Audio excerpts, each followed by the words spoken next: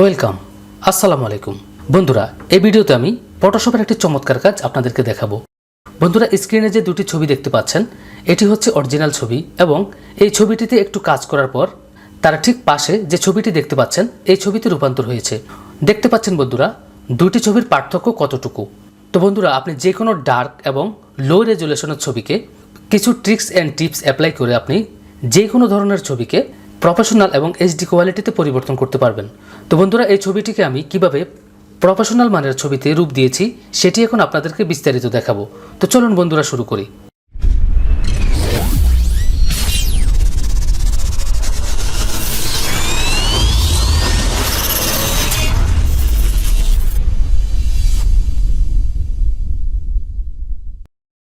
তো আমি প্রথমে এই ছবিটি ডিলিট করে দিচ্ছি।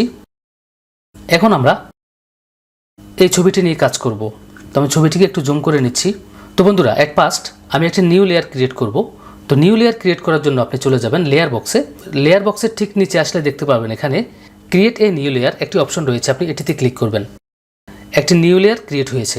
এখন আমরা এখানে ব্যাকগ্রাউন্ড এবং ফোরগ্রাউন্ড কালার আমরা ব্ল্যাক অ্যান্ড হোয়াইট রাখবো।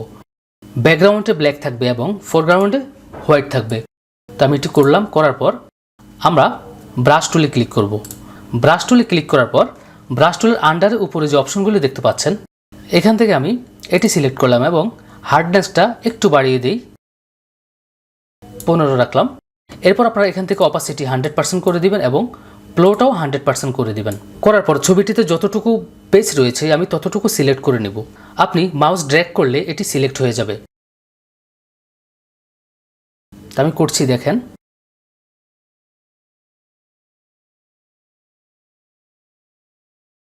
আগে আমি বাউন্ডারিটি দিয়ে নেই যেন করতে আমার সহজ হয়।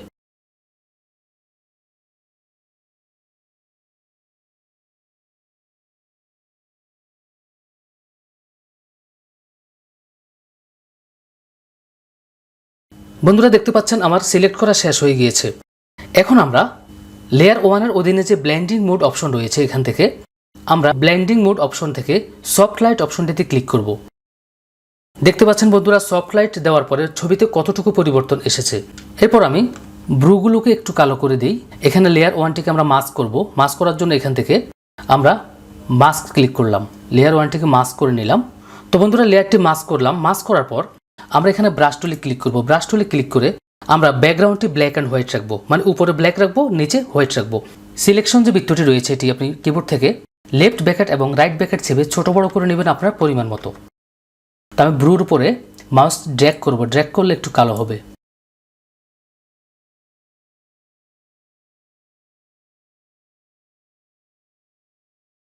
এবার চোখগুলোকে একটু কালো করে দেই। চোখের উপরে একটু আইব্রু দিয়ে দেই। আপনি চাইলে চোখের উপরে একটু আইব্রু দিতে পারেন। একইভাবে আপনি ব্রাশ টুলটি দিয়ে ড্র্যাগ করলে এটি হয়ে যাবে।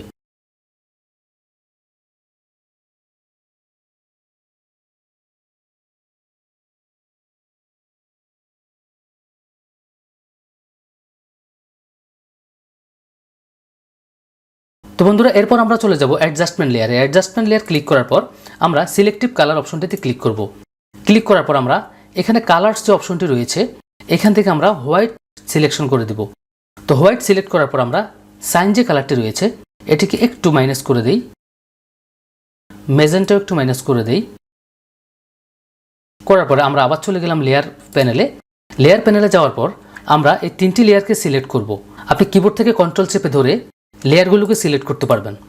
এরপর আপনি সিলেক্টকৃত লেয়ারের উপর মাউসের রাইট বাটন ক্লিক করে এখান থেকে মার্জ লেয়ার অপশনটিতে ক্লিক করবেন।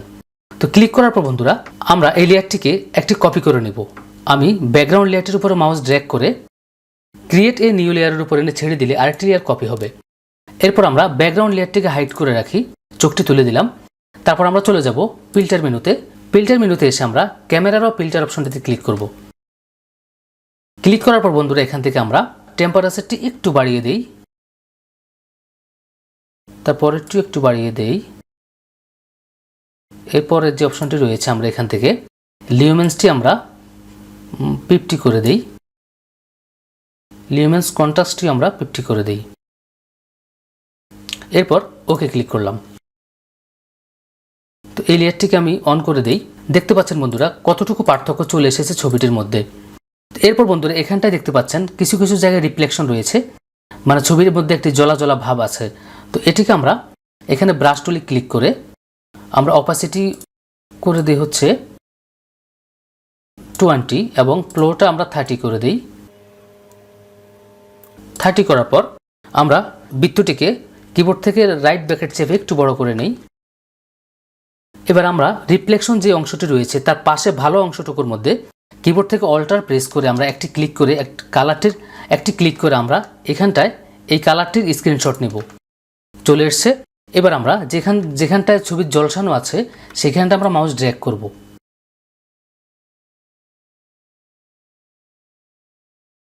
দেখতে পাচ্ছেন বন্ধুরা এতক্ষণ ছবিতে যে জ্বলা জ্বলা ভাবটি ছিল সেটি কিন্তু অনেকাংশে কমে গিয়েছে।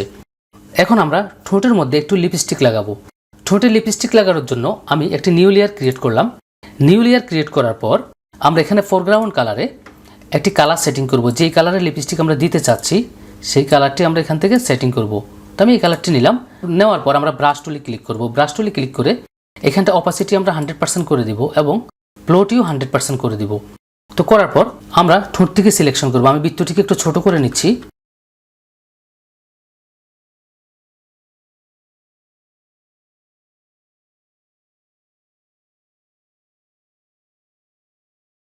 বন্ধুরা দেখতে পাচ্ছেন ঠোঁট সিলেকশন করা আমাদের কমপ্লিট হয়ে গেছে। এখন আমরা এখানে ব্লেন্ডিং মোডে এসে এখান থেকে আমরা মাল্টিপ্লাই অপশনটিতে ক্লিক করব। দেখতে পাচ্ছেন বন্ধুরা লিপস্টিকগুলিও কিন্তু অ্যাডজাস্ট হয়ে গিয়েছে।